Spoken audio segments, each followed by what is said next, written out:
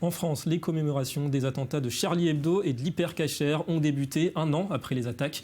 Le dernier numéro de l'hebdomadaire satirique est sorti aujourd'hui et l'affluence dans les kiosques à Paris était au rendez-vous. Maël Benoyel. C'est un numéro spécial que beaucoup attendaient, celui de Charlie Hebdo, un an après l'attaque meurtrière contre la rédaction du journal satirique, dans laquelle 12 personnes avaient été tuées.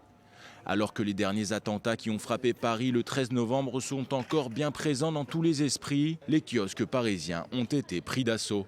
Quand je pense ce qui a été dit, ce qui a été dit après Charlie, quand il y avait des gens qui disaient, moi j'ai rencontré des gens qui disaient c'est un peu de leur faute, ils l'ont mérité. Et puis quand il y a eu le 13 novembre, ceux qui disaient ça, on les a plus entendus.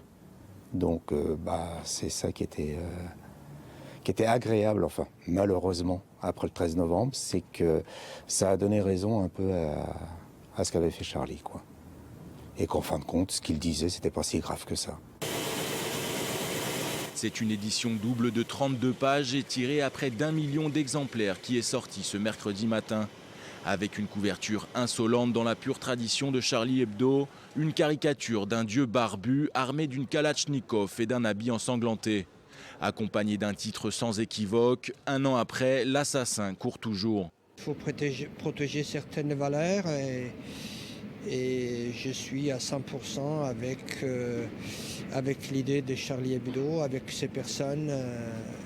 Alors que la France s'apprête à commémorer le premier anniversaire des événements de Charlie Hebdo et de l'Hypercacher, Paris se prépare à accueillir 3 jours de vœux et cérémonies, dont une journée en chanson prévue ce dimanche, avec Johnny Hallyday, le cœur de l'armée française, place de la République.